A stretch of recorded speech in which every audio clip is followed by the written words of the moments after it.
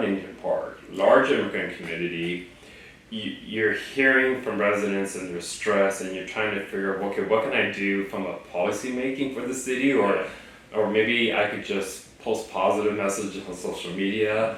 It is, and I'm also, I forgot to mention that, but they're hat now, so that's when I was here. As if you're not doing enough already. Yeah. So I believe it was probably before, I'm not sure. Okay, I got appointed by Supervisor Janison to be a commissioner for the LGBTQ Commission. So I'm not sure if I mentioned that. Yeah, congrats, that's awesome. So I have 3 hats. Wow. 3 meetings or 3 spaces where I got to listen to the community and figure out how to respond, especially during this year, 2025. The question is what I do to take care of my health. I do CrossFit, but sometimes I feel like that's not enough. Okay, that's more physical and it does help mentally. I think I'm trying to stay less on social media somehow in some way. Well, it's kind of hard because I like to post on social media, but I try to stay away from the posts about politics. Yes. Yeah, because once I start reading the comments, I feel like I want to respond. You go down that rabbit hole. Yeah, I don't want to do that. I don't, right? And I made a commitment for 4 years ago when, the current president was no longer the president. So, that's it. I'm not going to participate in these social media debates. I'm going to Zen moment. But today, and then when he got reelected again, I says, I'm in a Zen moment. I'm not going to respond. I'm going to stay away. But then I started seeing the news and I see comments and I want to and I don't. And one time I did and then I deleted the comments. That's good. So I think try to recognize that the war, it is what it is. And I think about history. There were moments where people felt it was despair. For example, HIV and AIDS. Back in the 80s, it devastated the LGBTQ community and people did not see the light. They didn't think that there will ever be any type of treatment. And finally there's treatment and now people could live a very long life. So there was hope. I think just like this, whatever we're experiencing today, I recognize that there is going to be a light at the end of the tunnel. Not now, but there will be. Patience. Yeah. You know, it's funny, self-care, it's all around, right? I think when you walked in, I kind of mentioned how busy you must be, right? Busy person, you have 3 hats. But I think we all need to practice self-care and just be mindful. I think probably people thought I was joking, but I only have authority at home. So at home, when the pandemic hit, I kind of banned the news because we were stuck to the news. And then I found myself, again, doing it during the wildfires. I was stuck to the news, but now I have my little 5-year-old. Can't do that because she's like, Dad, why is everything burning? But my point is, I had to find a way to be like, you know what, we're going to the park. Let's go have a picnic. I know it seems like a hassle, but basically just trying to disconnect. This Sunday I'm taking my little girl to the Aquarium of the Pacific, just to disconnect. Same thing that you said. Sometimes I'll be reading the chat. So I gotta give props to a podcaster out there. He said, don't read the comment section, especially you're a public official. You're posting stuff, people know who you are. The minute you engage, it's just gonna turn into a lot of nonsense. So long story short, I guess I'm trying to give you props for doing what you're doing, practicing that self-care, but also that self-control. And being able to take a step back sometimes, just cause it's every day. My wife told me, she made me laugh. She's like, is it me or did it feel like January had 250 days in it? I said it, it's crazy. But I mean, we do what we can to support each other. Really thankful that you were able to come out. I know this is the second time you're out here and we have like some receipts to give you about some of the stuff we did with the community. But I wouldn't, I know people probably know who you are. This is Eddie. He can introduce himself. Eddie Martinez. Yeah. But definitely, I would love to hear, for those of people who don't know, what does your organization do? What type of support do you guys provide out there for the community? Okay, well, Latino Equality Alliance is our official name. We were founded about Actually, it was our 15th year, so we just celebrated our quinceañera. So, That's yeah. awesome. So now this year's our Sweet 16. That's funny. And we're gonna try this. We're trying to take advantage of these Yeah. milestones Yeah. to kind of fundraise or recognize people.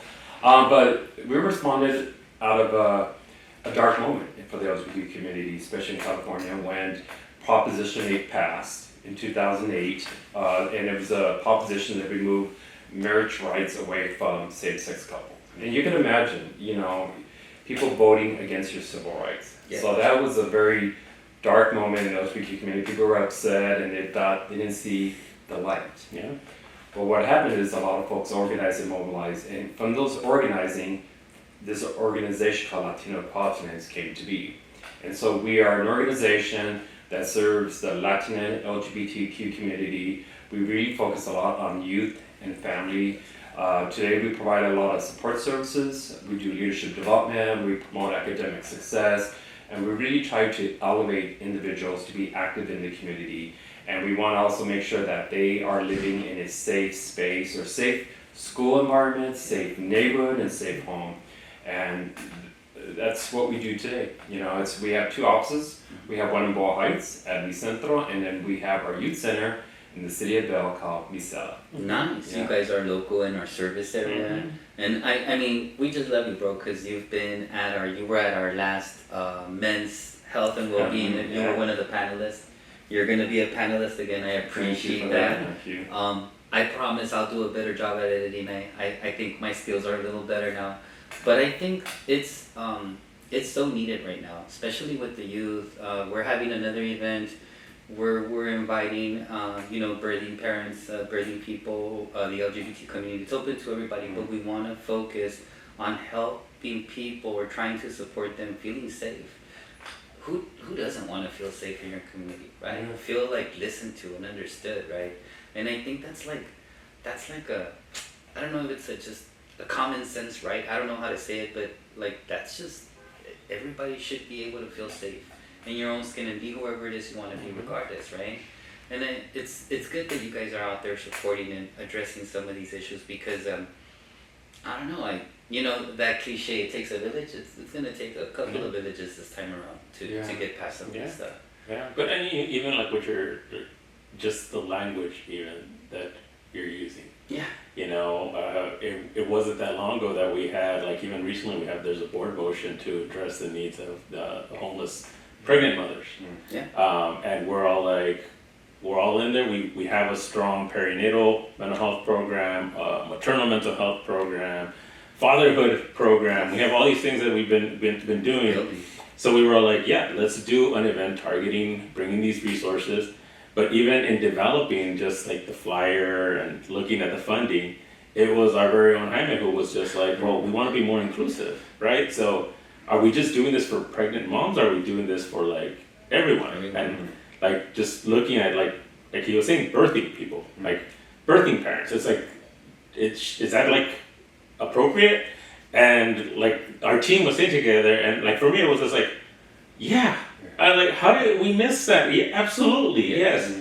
But even like just seeing that progression, right? And being able to really kind of like, again, bring it up, talk about it, discuss it, and then seeing how we bring those resources together. So like even for that event, we'd love to have your agency there as well.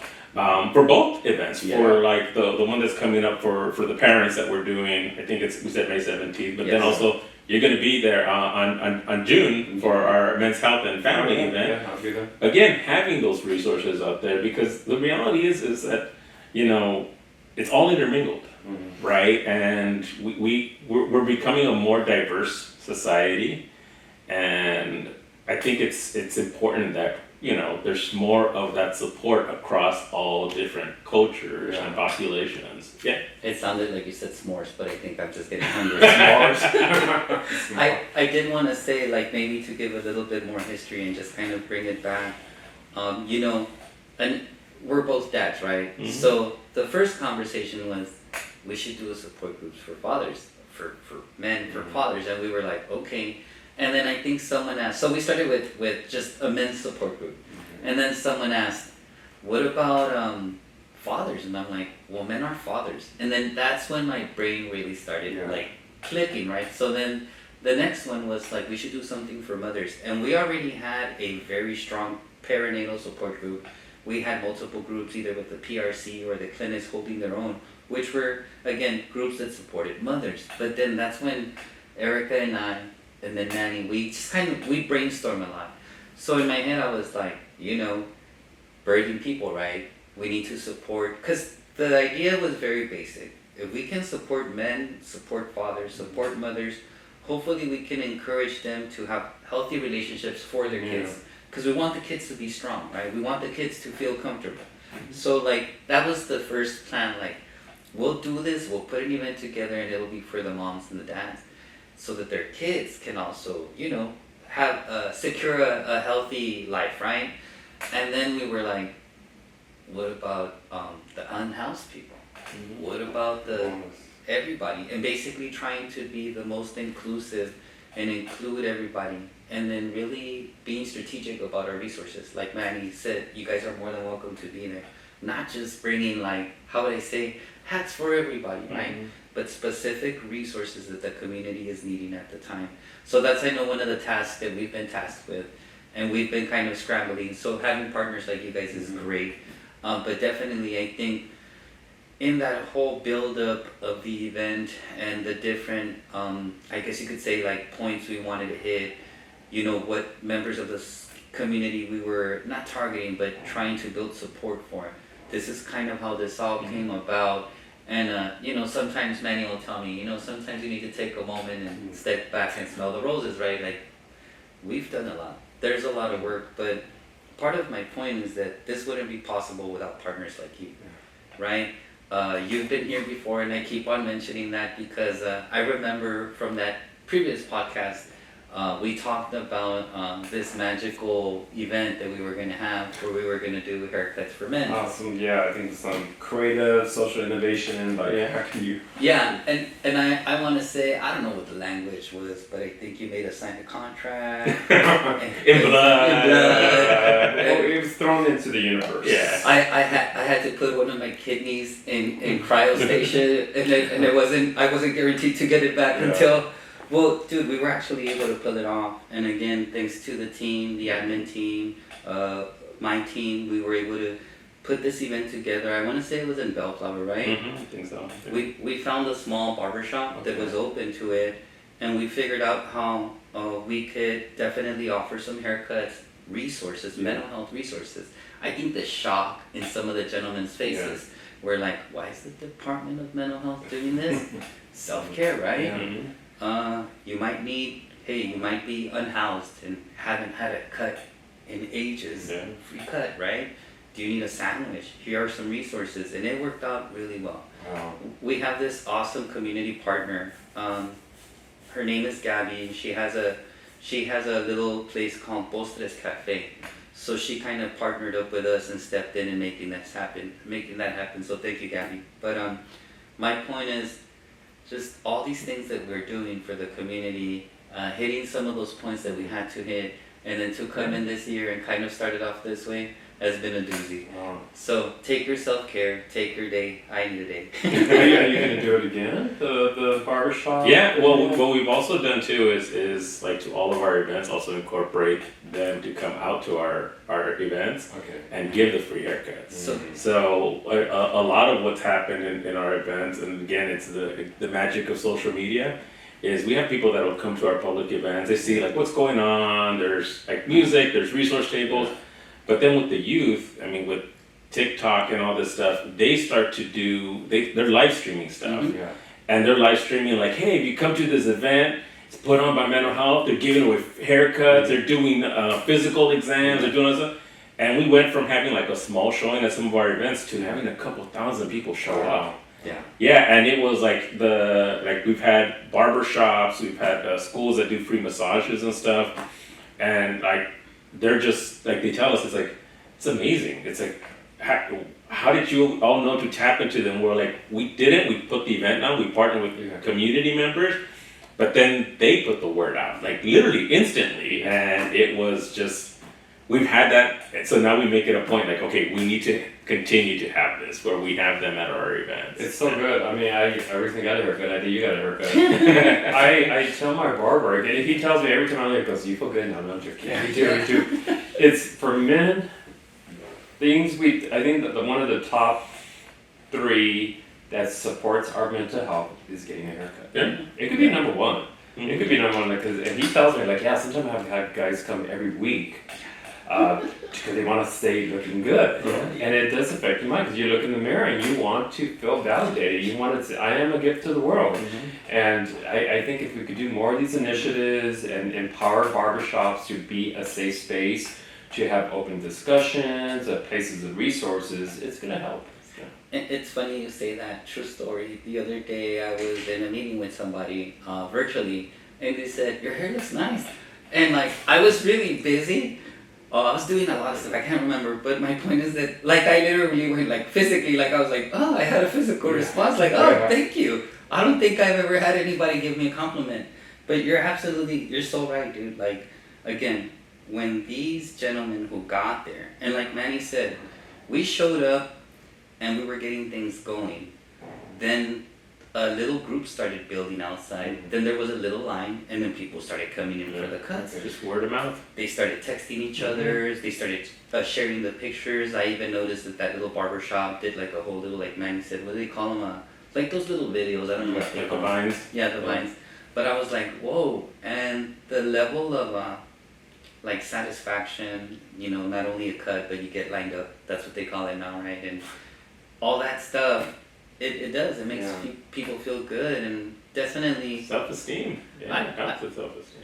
I know that this year around we were looking at not only doing it for men but for women too. So having these 2 barbershops side by side basically do the same thing, provide a couple of cuts. And I know at the events, like at the larger events, we've had cuts for women and cuts for men.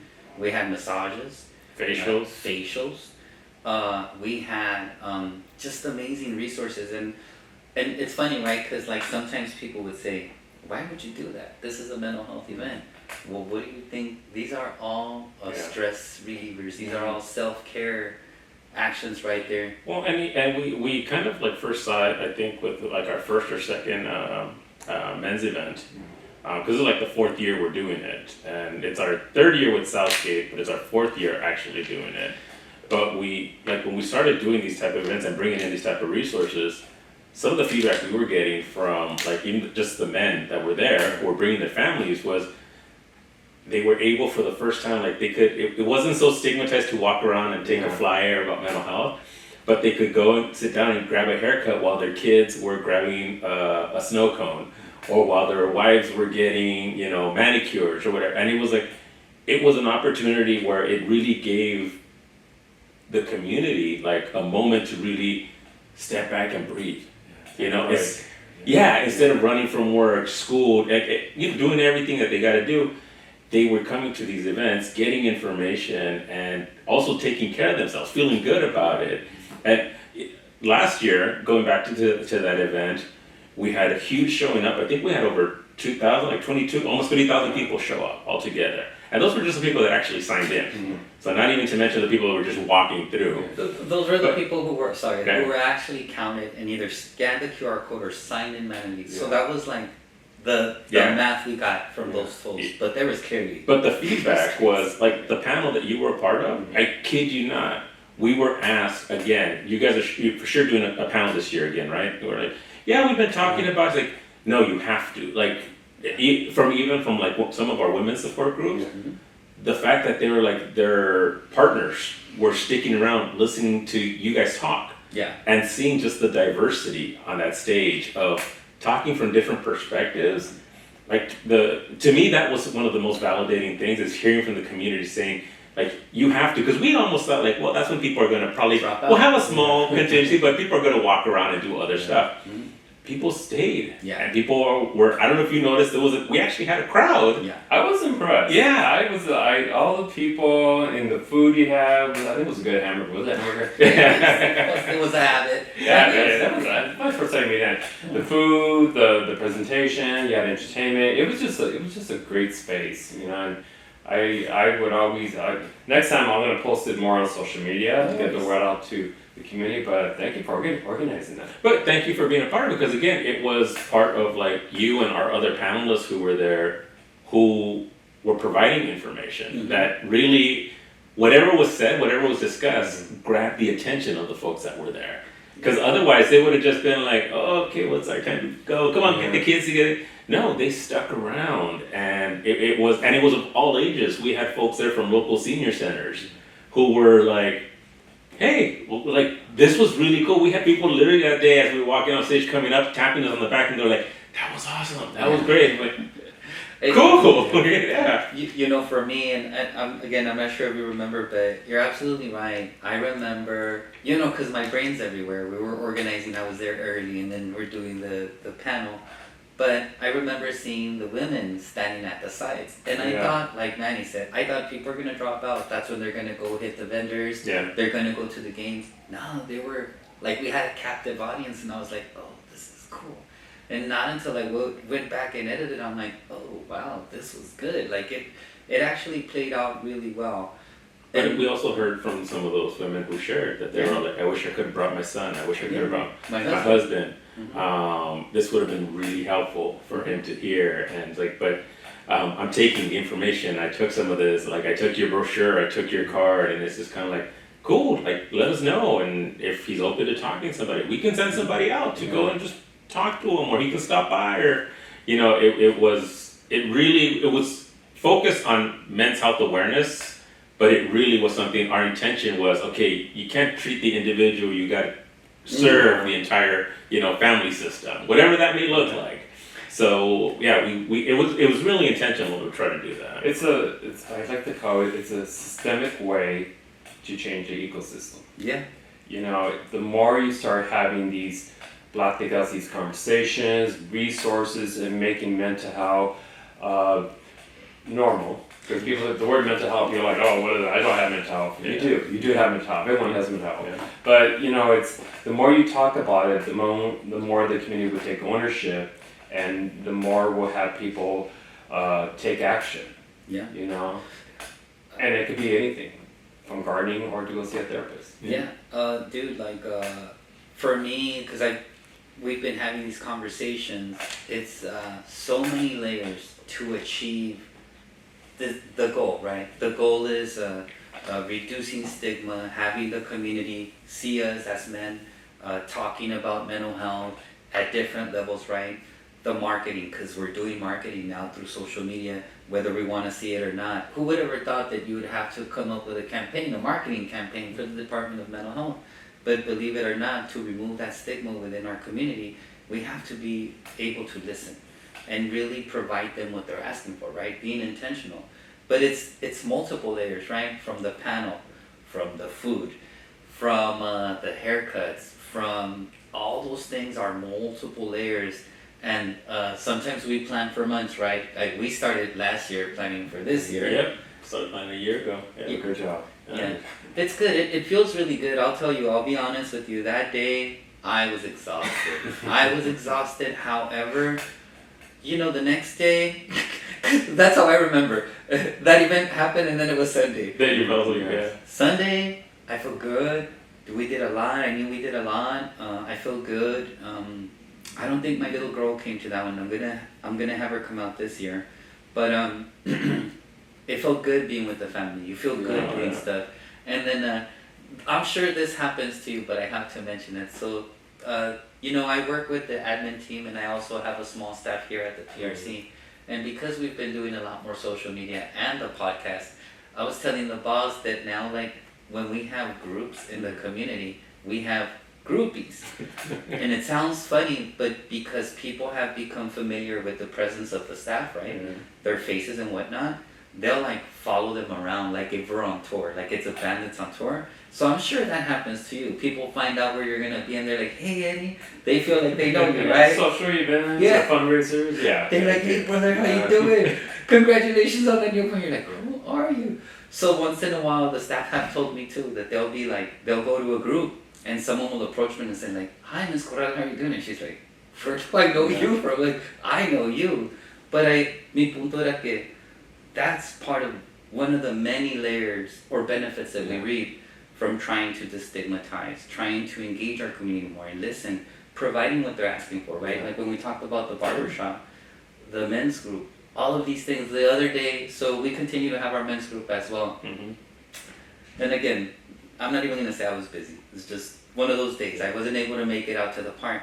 So when I jumped into the room, because we do it hybrid, basically people can join us at the park, wherever they're at. So like you can have a little room like this and there's multiple guys in there who join us virtually. So we jumped into the room and I stopped counting how many little TVs were on. And the gentlemen were all just talking, like all engaging each other. They weren't waiting for us to start the conversation. It was almost like the ones that were virtual logged in beforehand and they had already started going. Are these are they obviously they know each other, right? No. Random. Wow. Yeah. And so we had, But we've had some guys that are part of our group for the last, how long do we do this? 3 years? yeah. About 3 years or so now. So they've been there for a while. So they start to facilitate the conversations and stuff. So yeah, like for sure we have regulars. The way we designed it is so that it's open to our service area, but anyone can join from anywhere. Well, we started during the pandemic. Oh yeah. So that was part of it. We initially started just online because we were all like, okay, there's a need. We're gonna do this group and people can't come together physically, we'll do it online.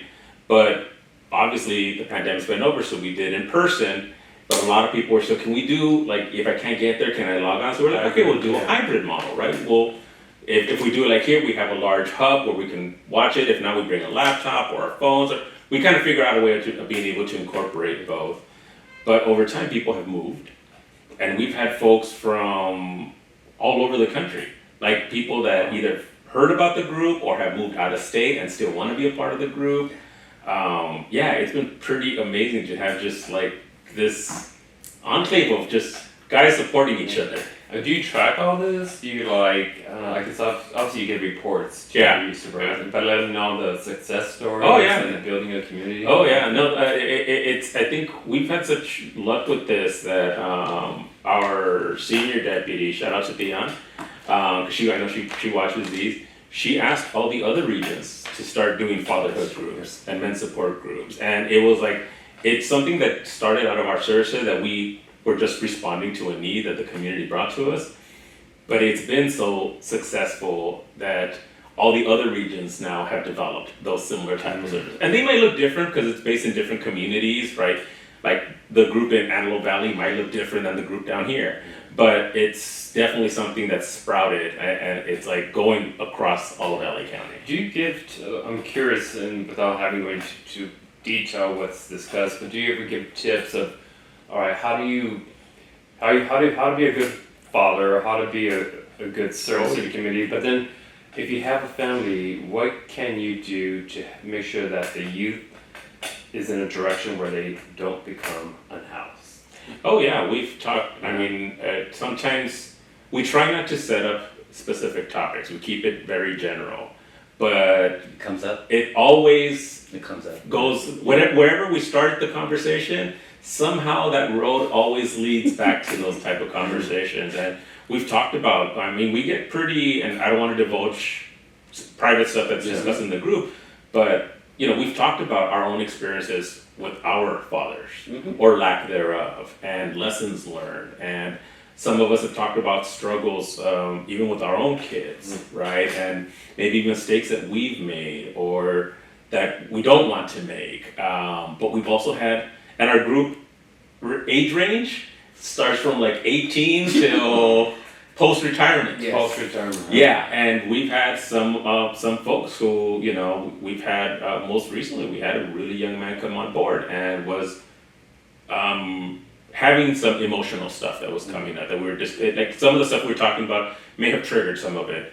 And the other group members, non-judgmental, like it wasn't us who needed to intervene, it was them who were just basically providing that virtual hug, if you will. And spread their wings like a bird to protect their... And basically using their own stories and saying like, hey, I get you. And I felt like, not to cut you off, but I felt like at that moment, dude, I felt like finally, we've been doing this for a minute, and finally, we could just sit back and be like, that is so cool.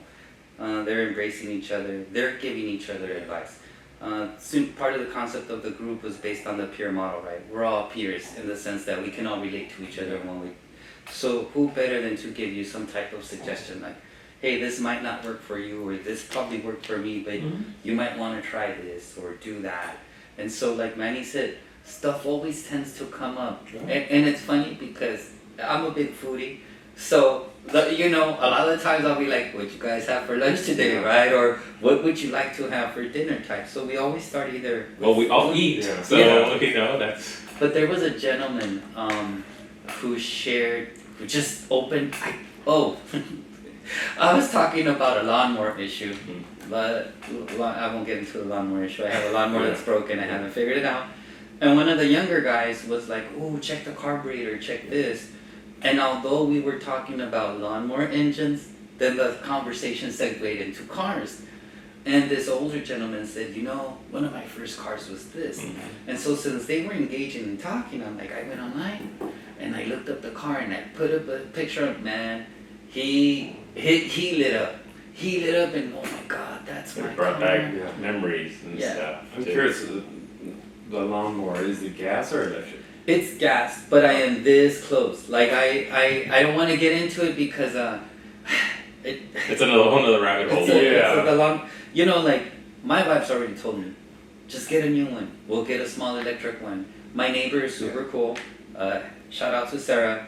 She's lending me her lawnmower. So she's really cool. She'll drive around the block and she's like, "Hey, I see that your lawn is getting a little high. I'll be in the alley later. I'll text you when I'm in the alley, right?" Cool, but I've been looking at an electric. It's just a lot of, long story short, lawnmower's broken. Haven't been really able to mow my lawn, and that's like way into a whole conversation about cars with the gentleman in the group. But what I was impressed about was, like you said, that they were supporting each other. There was very little that I didn't even have. You know, usually you can get a word in. I couldn't even get a word in because they were just all talking. Into a good conversation. Yeah. And to have that amount of people in that group felt really good too. But we also do like I think twice a year we've been doing kind of like that morphed into the support group as we were coming out of the pandemic. There was a bigger request for like, what can we do to, like, this is great, but to see each other. Because some guys had not left their houses in like 4 years. So it was like one of these like, it'll be hard for me, I'll have to arrange transport, but it'd be awesome to see you guys in person. So we were like, let's do kind of like a picnic, right? We'll bring food, we'll bring games, people are musicians, they bring instruments, and it was kind of a hangout. And we did our normal check-in and our discussion and stuff, but it was one of those, like the first time we did it, we were at a park, and we literally had a couple of guys just come up, and we saw them coming, and we were all like, all right, we don't know these guys, but hey, we'll welcome them. And one of the guys actually, as we were chatting, and he kind of got to see what was going on, and we described what we were doing, he said, I'm homeless. He's all like, I actually saw you guys here. He's all like, and that's the car, that's my house. I sleep there. And he was just like, he, talking about his story and having done time and issues with, DCFS and all this other stuff. And he was just like, this is awesome. And he said, he's like, I'm actually in treatment. I'm in mental health treatment. He's like, but I never heard about this. And we were like, well, we're trying something new. And he was like, well, even though I go to this place, can I still come? And we're like, yeah, it's open to the public. But this was a guy who was just like, so how do I find out about this? And Jaime had developed at the time, like it was a pretty new concept, right? That's the QR codes. So he's like, oh yeah, scan the QR, dude, and you can find out where we're at, all this stuff. He was literally like, hold on, let me grab my phone. He scanned it, and he was just like, information. He was like, I'm gonna see you guys at these. And we were just like, wow. But even having individuals like that participate, because like you were asking about giving pointers to others, to young people, how to prevent being homeless. They talk about it. They talk about like, and more so like from their own personal experience, maybe the mistakes or the paths that they took that took them towards this. And like basically like, learn from me, don't make the same type of mistakes kind of stuff. Yeah, I've been, I commute from Huntington Park to Ball Heights. and then I go to other places, but you know, I keep seeing some of our younger brothers in the streets who are homeless, and I wonder, like, what was their journey, what was their story, like, what caused them to be homeless? Obviously, some are socioeconomic reasons, but I think for most of them, something happened in their path that, whether they got involved in gangs, or maybe they had a household that was not nurturing, maybe they had mental health issues and they just weren't aware of it, or they did drugs, something, and I tell myself, what can we do to reduce this? Yeah. And it was like the activities you're doing, the support group, the resource fair, those are things we can do. Yeah, I think, you know, we have in this building also, we house our, they're called the home team, which is our homeless outreach team. And, you know, in working with them also, because they go out, they go to the riverbeds, they go to the parks, freeway underpasses, you name it, they go to all the encampments. They know a lot of like the homeless individuals in our region, and they connect with them. And it's not like a one attempt. They will track these individuals, and it's like they're transient, so maybe they were in Boyle Heights, you know, 6 weeks ago, but they're in Whittier now. And then next week they're gonna be in Artesia, but they will follow them and they'll try to engage with them, they'll try to bring, but we've, in talking to them also, there's been an increase with young people that we're seeing that are homeless, and many of them have had previous experience, like in the foster care system, in the juvenile justice system, who were just like, basically the sentiment is almost like society gave up on me, so why wouldn't I just give up on myself, right? Like, and many of them are also like, I've been living by everybody else's rules, like group homes and juvenile hall and foster homes, that they're all like, now I live on my rules, which is, I get to be out. And I remember a few years ago, now it's been a few, going out and doing homeless outreach myself and talking to a former foster youth. And like his stance was pretty open. He was at a park with his girlfriend, and he's like, tell me when you're able to just sit with your girl out at the park in the middle of the night staring at the stars. I have it better than you do. And it was just like, I get his perspective. From his point, he's free. He doesn't have to live by anybody's rules and regulations. But it's also just kind of like working with them and not being non-judgmental and trying to connect with them. But it's definitely, it's a huge issue. I mean, you go to any community, you're gonna see some homeless individuals, but we're trying to really come up with different ways in working with them and partnering up in different ways as well, like with different agencies. And, you know, we have an agency out here in Service Area 7, the Whole Child. They work with homeless families. So they'll shelter them, but they also have programs where they move them from shelter to like permanent supportive housing. So which agency, by the way? The Whole Child. Oh, Whole Child. Yeah. Okay. So there's different agencies. That's just one of them. Okay. But and it's working with public health, with LASA, working with our faith-based communities, because a lot of the churches, they driving over here Waze took me off of the freeway to take side streets to get here because traffic was bad. But I passed a bunch of churches, and it was around lunchtime, and they're giving out food, and you see the line of people. I mean, 30, 40, 50 people deep. And, it's like, those are the agencies that we're having to partner up with. It's going back to like what you're saying, it takes a village. It's really partnering up with the entire village. Do you feel, talking about, the homelessness has been in my mind for a while, especially in an elected official, but also in the nonprofit world. Do you feel it's getting worse? When you say elected official, can you go like this? As an elected official, commissioner for the county, okay. Do you feel it's getting worse, or is it improving? I mean, are we making a dent, or is it just? I definitely think we're making a dent. I know, I recently was like working and looking at the numbers, right, and looking at the demographics for our region. And I mean, and the demographics, I'm looking at clients served, our outreach, like unique clients that we've had contact with, language, age, you name it, all that stuff. But also looking at like the homeless count and seeing like where the numbers at. And we've definitely seen, although not a great improvement, but a slight improvement towards it. Yeah. We're seeing less folks that are unsheltered. they're in sheltered situations. We're seeing like a connection to more permanent supportive housing. We're seeing our referrals that go into like our housing navigators. Like those are starting to increase, you know. So we're definitely now finally, whereas in previous years we kept seeing like the homeless count increase and increase. Now we're starting to see like, okay, the homeless numbers may not necessarily be increasing, but we're also seeing the reduction in like unsheltered folks. Like we're getting those services out there. We're seeing those individuals now coming in. And I think with future partnerships, as we're seeing more with like the passing of Proposition 1, which is going to convert like our mental health system into more of a behavioral health and partnering up with drug treatment programs, I think we're definitely going to see that there's going to be more opportunities for us to kind of really tailor some of these services and wrap services more for the homeless community. Like as a community member, I feel like there's a difference, but I think you said it the best.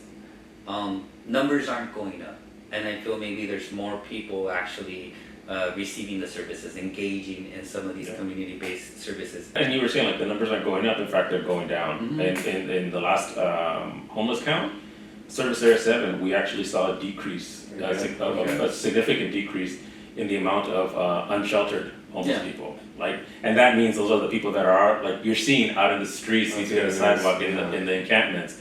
We're actually seeing that number decrease. So, and I think a lot of it is also in partnering with the agencies, but like our approach, like Jaime was saying, when they're doing street outreach through our peer resource center, they literally do street outreach. They walk around, they have flyers, they have information, but they also walk around with like bags of food. So they have cup of noodles, they have these things that they're giving out to community members, which at first, you know, they've also like, you don't see them walking around with their badges on. They walk around, they're like, what are these guys? They're probably, you know, give me some pamphlet to go to church or something. But they're all like, hey, we have some food, would you like some? Yeah. And then they're like, so what are you guys all about? Then they start talking to them. We start to engage those individuals. True story. Right before I noticed that I had a message that you were here, I was about to take him for a walk around to go through the neighborhoods to Pacific. Just, you know, we can conversate, but definitely you can see the community. You know, I always remember, like when I first started this program, Manny said to me, you need to establish your presence there. And I'm a very literal person. Please don't tell me something because I will take it literal. I started walking through the different neighborhoods, through the different streets, to where eventually you know all the locals, even the people who are unhoused. There's a certain gentleman out there who's like, hey, hi man, how are you doing? Any new groups? Because he already knows our school. I'm like, Or he'll come and he'll tell me, you know, whatever it is he needs to share with me. But I think it's about that too, right? We gotta support the community in the community. I think like when I was in my previous jobs, one of the things I used to gauge from communicating with people a lot was people don't like to be talked to, want to be having a conversation, right? I'm sure you have valuable knowledge you want to share with me, but listen to my story before you tell me about what treatment model you feel would fit. And I think that's what we're also doing different. We're really listening. We're really being empathetic. And trying to hit all those points sometimes can be a little... And there's always room for growth and improvement. You know, that's why it's important for us to like bring folks like yourself on board. You know, it's seeing like, what can we do differently? Like again, we were talking about earlier. You know, you challenged us last time. Go out and do the barbershop outreach. Don't do it, because then we have to get right to it. But you see, I think that's part of what springs like innovation, obviously. But it also helps nourish those type of relationships, right? It's how you foster the relationship, but you also have to nurture it. You have to make sure that you're taking care of it, and it's being able to like, okay, if you're gonna challenge me, and if I'm responsive, then like we're in this together, right? And it's like that, not just even amongst agencies, but it's with the community as well. You know, I'm sure you're seeing it with all the stuff that's going on right now. We were talking about earlier with immigration. It may not be like we're not an immigration agency, but it's something that is impacting our community, and they're coming to us and talking to us about it. And or many a times telling us they don't feel comfortable coming in because they're afraid of it. And seeing, okay, how can we support them with this? How can we help them cope with this stress? It's not unlike stress from anything else. It's just stress. It's anxiety. So being there and being that, like, providing that sense of hope, I think it's really important. And whether we're dealing with somebody who's dealing with anxiety from immigration, or somebody who's homeless, or somebody who's struggling with addiction issues, it's really just trying to be a beacon of hope, right? And we can instill just a small sense of hope. That I think that's for us where we're like, we're trying to set the standard. Like, let's just try to do that, because having somebody who has no hope is one of the saddest things to see, right? And I think that's part of where we really are trying to really like see how we can partner up and do things in a way and bring the resources to the community, whether it's having your staff present at our SALT meeting, having you be part of our podcast, or present at a panel, right? It's like all of that, it's we need to be consistent across the board. And to borrow like a term that he constantly uses and reminds me, it's being more inclusive, right? It's like, you know, we don't help anybody by excluding people. Sure. Let's bring everybody together. Even if it's especially if it's an area that we haven't thought of, right? It's like that. Those are the partners we got to bring on board. You gotta show solidarity. You know, and I think you mentioned earlier, like my staff was in that, did the presentation. You had some conservative people in there. Well, it's kind of conservative, but they were like listening, and I think they were listening because they were beginning to realize that they have a strong connection to them. Like they have similar issues, and they're human. They're neighbors. They're like, you know, members of my family. And at the end of the day, we're all on the same planet, and we got to figure out how to fight these issues that we're fighting together. Folks are really coming together, Yeah. you know, and we're learning from each other as well, because oftentimes we don't know, we take it for granted, like, hey, I had no idea you guys were doing this type of service. Like, well, now we all do, and we can share that resource across all of our networks as well. Do you, it's probably could be this year's challenge to you all. Thank you for doing last year's challenge. Barbershop. Okay, I gotta go, guys. No, it's because you asked me, what am I doing for my mental health? Do you do check-in with your partners and do like a mental health break with them, just to see how they're doing? Actually, we've tried to do as much as possible. Like, we have a staff morale committee. So with our directly operated clinics, we do try to do regular activities, and sometimes that might look like, you know, some clinics have like a potluck, and they play games. You know, some programs might do, like for Valentine's Day, they did candy grabs as a kind of fundraiser, but it's also a way to give kudos to each other, kind of stuff. Last year we tried to do through our SALT, the same committee that your staff presented at. Our co-chairs brought up the concept of, hey, can we do something back for our mental health staff? Because they were all like, they see all these things about post-pandemic, about heroes work here at the medical centers, but there's nothing about mental health. So we were like, that's a great idea. So we did a wellness event, and we opened it up, and it was nice to see people kind of just come by and we, you know, connect and get to know each other and have snacks, have like, he mentioned Postres Cafe earlier, one of our Gabby, she was there and was like doing coffees and snacks for the staff. That day we had East Los Tacos too.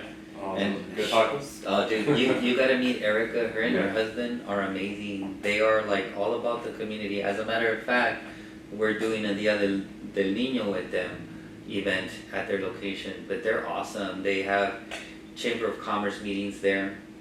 They basically just open it up to community events. So it's basically their restaurant. Yeah, it is a restaurant. They lend the place out, which is really cool. But they're great. Long story short, we had them there for that event too. So we've to answer your question, we've definitely tried. Could we do more of that? Absolutely. Like a self-care day. Just come, just relax. You know. Express yourself. I think like we were talking about earlier, you know, and I will say I am blessed that I have staff across the board. Like through my directly operated programs and through our partner agencies, who still genuinely care. No joke. A lot of them still live in the community, or grew up in the community here, and they genuinely are passionate about serving the community. Like staff that during the pandemic never teleworked, showed up to the clinic every single day. Staff that even though they're sick are still what can I do even if I can't show up to work because I don't want to get other people sick? What can I still do to help out? I have some pretty amazing staff that we had a staff member who her house was impacted by the fires. She was still coming in to see clients, and we were like, you need to take time to go, and she was just like, there's nothing I could do there. There's nothing I could do here. I could still help out. And it was that type of commitment. I mean, to me, it's you can't teach that. And I know I'm very lucky. Our community, our Service Area 7 community is really lucky because we have some really amazing staff, some really just caring staff, and anything else might change, politics and programs and funding streams and all this stuff changes. But the biggest constant has been that the staff still genuinely and truly care about helping people out. Can we give them a message? Yeah. You are amazing, you are awesome, continue to be you, we love you. Yeah, no, I try to as much as possible, and I know I could probably do more of it, but I do try to express my gratitude to staff as much as possible, just because we would be nothing without them, really. And I get so many kudos from staff because I go to these public meetings and sometimes go to city council meetings, and community members will literally, once they find out I'm with mental health, they're like, I just wanted to tell you, your staff is amazing. Oh, great, who have you met? Oh, I go to so-and-so clinic. Awesome, I will make sure to tell their manager that you're really happy, and it's rewarding. That in itself to me is just okay, we're doing right by our community. And it's at all levels, from our support staff who greet folks at the front office. They've all been trained on how to just be responsive and provide resources, whether if somebody needs immigration support or they need referrals or whatever it might be. It's across the board, from our clerks to our volunteers to our peer staff, our psychiatrists, our nurses. They do things with so much care, and it's that to me in itself. It makes me want to have to work that much harder because I need to support them. I'll keep doing that. You mentioned city council, which reminded me of an idea I had. Well, if I was a challenge to me, okay, I can do it. But I would love one day. I guess it all tastes being a mayor. Mm-hmm. So I was mayor a couple of years ago, and I probably within 2 years I'll probably be mayor again. I want to gather all the mayors in Southeast, come together in a room, and just make it like a support group. To vent. Just let it out. There's no one else around. Share your whatever frustration. It's hard to be a mayor of a small city. Because it's not a full-time job. You have your day job. Mm-hmm. And then even though there's 5 council members and they all have the 5 equal power or whatever, everybody wants to go to the mayor. Everybody wants to go to the mayor with their problems and issues, whether it's the business, the resident, or just somebody that wants to come into the city. They go straight to the mayor, and it's a lot of stress. Yeah, it is, but they don't have a space to kind of vent. Yeah. So it starts from the top, starts from the bottom. If we could do something to do a little support group for the mayors, I'm gonna take that lead. That'd be awesome. Hey, you get us the mayors, you can count on us. Okay. I'm good at support groups. Yeah. If I gather them and if we could do a little session, that'd be great. Okay, I'll work it. I think it you hit the nail on the head. I think it's important because we talk about all this stuff, but we also have to practice it ourselves, right? And I can't say that I understand because I've never been in politics and in a political role like that. I can only imagine that it's got to be a lot. I mean, just on the mental health side, as being kind of like the face of mental health for this region, everybody comes to me about mental health issues, even if it's not a program that I'm responsible for. Yeah. But I get that, but I can't imagine what it's like to have to deal with that kind of stress. Because more often than not, you're not getting the kudos, you're getting more of the complaints Oh yeah. kind of stuff. Why this? Why that? Why don't you do that? So do that? Because people don't. I think with the challenge we have, people don't understand how government works. Yeah. It's bureaucratic. Only certain funds from certain sources going to do this. It cannot support this, Yeah. and a lot of people don't understand it. Yeah. And it's hard. And sometimes just things like just stuff like in closed sessions that I cannot share with anyone. Yeah. But because I can't share, I have to keep it within me. And I felt like I need to share it to explain why. And then it plays on your mind.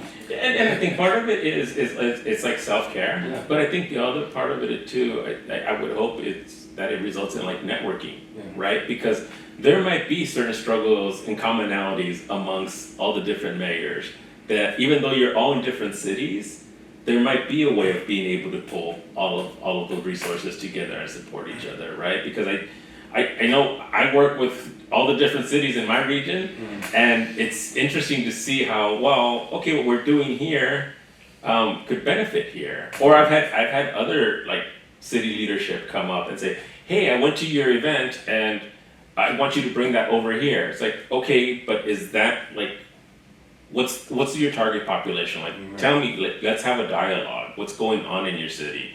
And it might look different, you know. It might look like they need more help with supportive, helping people get employed, or veterans, or the unhoused, or men, or whatever it might be.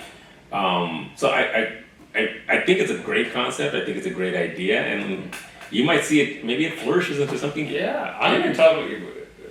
Go ahead and scream. If you want to scream, go ahead and scream. We're not gonna tell anyone. Just Let it out. Because mayors come in, that's like robots. Like. Yeah. I got, come on. Well, you haven't had that public image. Yeah, I was like, I know you want to scream. I know you just want to like pull your hair out. Oh, it's God. okay, do it. I think what Eddie's saying is he wants us to give him a moment to just scream in here. Oh yeah. After we turn off the camera, buddy, you let it out, brother. You let it Wait, out. my pet peeve as the elected official is litter on the ground. Oh. There's a trash can here, and there's like McDonald's bag and litter right here. Why, It was too far. It was too far. I couldn't get it. It's funny you say that. My little girl, she same thing. Dad, look at that. That's bad. Should I pick it up? I'm like, hold on, let me find something to pick it up with. If she sees trash on the floor, she wants to pick it up with. She's fine. Yeah, it's the thing of being elected official and there's trash on the ground. It's like you get blamed for it. It's like it's your fault. You're this kind. Why is there trash? Like they want me to control human behavior. We'll do a cleanup. Yeah. The public works will clean up once a week, but we can't control it. Someone goes trash. I'm not there at that moment. I'm at home. I'm at work. But just FYI, I don't know what date this is going to be here, but we do have a cleanup tomorrow, which is in Huntington Park. So I always tell people if one way to respond to stress, one way to build community, one way to not be upset over trash is to go to a community cleanup and be in a collective unit and pick up trash, because then for a whole week you're going to keep driving by where you picked up the trash, you're going to feel good about it. Yeah. And so I know some places have like a day of service, where because I know like my kids' school they do that, and they'll do like a beach cleanup day, and it's like where my kids go to school, they have to do X amount of community service hours. So what they'll do is like, okay, everybody who signs up, you will get 4 hours of community service, but you're here from like 8 a.m. till noon, and everybody. They have the buckets, the trash bags, like you walk up and down with adults and you're just cleaning.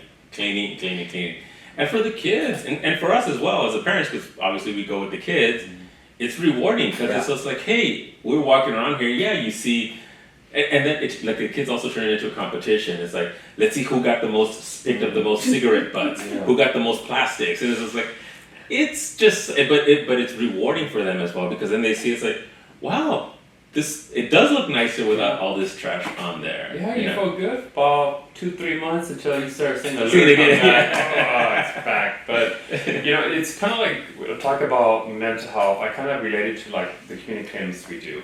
The need to constantly have visibility, resources, or events because it's just a way to systemically change things. Yeah.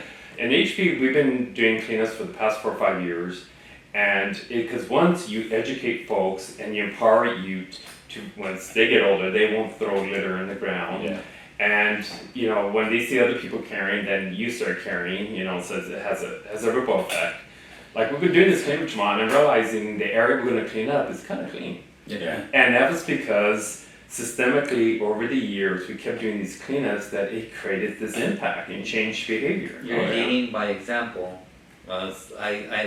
You're leading by example. I took my daughter out to breakfast and we were sitting by the window and you see a group of kids coming down. I live in Whittier, so it was like Greenleaf Boulevard, and they're coming down Greenleaf Boulevard and it's like hundreds of kids, no les miento, on each side of the street with bags picking stuff up, and they even came into the restaurant and they're like, hey, do you guys have anything you want us to take off your hands? That's awesome. My little girl asked me, what are they doing? And I told her. But I agree with you. And often you have to lead by example in everything. Like when he said, that we walked the community. I think the first time he mentioned that, a lot of people were like, no, they don't. Every one of my new staff, I take them out with me to walk the community so that they can learn and communicate. But I agree with what you're saying. I think to change something, you have to do it. You have to almost have it become muscle memory, right? Not that long ago, I was walking with my kids, and somebody who was walking in front of us just flung their cigarette butt right just to the side of the sidewalk, and my daughter, just in her regular tone of voice, was like, "Daddy, did you see that?" Yeah, she's all like, "They're littering, and we have wildfires. That could start a fire." And the person just turned around. And I thought for sure, I'm like, oh, okay, I'm gonna get attitude or something, right? And he was just like, you're right, I'm sorry. I picked it up and went to the trash can, and he's all like, you're absolutely right, I'm sorry about that. And I gave her a high five, and I'm all like, that is cool. Yeah. You just changed somebody right there. You just that little comment, you just changed somebody. And she was just like, yeah, I did good. And I was like, yeah, you did. That's Can you awesome. tell her I said thank you? She'll see. Thank you so much. I appreciate that. And it means less stress for us elected officials and all that. And if you ever want to do a cleanup with your staff walking around, let me know. I'll bring some bags. I know we're getting ready to end it, but it's so funny you say that. So a couple of things, right? Through social media, I'm sure you've noticed, I follow all our local cities within the service areas. So they're following us back now. And I repost and they repost everything. So I'm pretty sure I've seen a flyer about the cleanup. Okay. And I'm sure that it's been posted already. But yeah, definitely. I think, sometimes people forget that if we don't take care of our environment, it's not good. It looks bad, and we need to take care of it so that we can feel good about ourselves, because environment also contributes to mental health, right? Part of your environment, part of your nature, but I think it's a good thing that we see people coming together. Yeah. Providers partnering. When I first started this unit, in my head I had the word engraved. It wasn't partnering. It was a different word. We were doing something, but now I understand what partnering means. Oh, we were collaborating. We were collaborating, but now I get it. It takes me a while. Yeah. If we're partners, that means we're in this together. We're both cleaning up and picking up chairs. We're both mopping the floor. You're not saying, hey, I may need to mop that spot over there. You're engaging with me. And I think it takes leading by example, doing these things together. So, And I think also, I know we talked about you being at our next event in June coming up, but June's also Pride Month. Yeah. So, I think it would be great to have representation from like Misela to be there and be able to provide some of that. And because I definitely think, again, we're trying to be more inclusive and bring everybody together. And there might be a specific theme, but we know that it crosses all boundaries, So, I'm, as always, grateful for you being here. All the wisdom you shared and the challenges that you pose to us as well. And I think we're always up for the challenge. I've learned to be very creative. I'm one of those staff members he was referring to, and I'm very grateful for having a boss and a leader like Manny, because he allows us to do all these things. And of course, like Theon and Lisa, that are very supportive to doing like the podcast and just everything we've done. But I've always told Manny, like, I think since I was a kid, I was the type of person who I wouldn't see it as a challenge. I'm like, I got you, I can do it. Like, there's never been a moment that I've been like, and if I can't do it, I'm like, sorry, I haven't discovered time travel yet. But I think there's a lot of scientists working on that. But my point is that we'll step up to it. We'll figure out what we can do. We'll get creative. We can try for sure. And then I'll reach out to you again. We'll bring you on like for the third time. Oh yeah, count me in. Yeah, so good to read. Well, let me tell you both. Thank you for allowing me to be in this space. I want to say hi to all your fans out there. I'm glad that you're a social influencer and what do you call content creator? Content creator. You know, you're out there. But I just want to say that you both are a gift to the world. You're both amazing. Thank you. And keep being you. I appreciate that. Thank you. Yeah, And thank you. ditto, similar. Again, it's been amazing to just get to know you and to have you be a part of this, but just our service area in general has really, it's helped to elevate. And like I said, even just from our discussions and the influence it's had in even just the language, right? The approach that we're taking, the projects that we've been working on. You yourself have had a very positive influence in what we're doing, and we're super grateful for that. Awesome. Yeah, absolutely.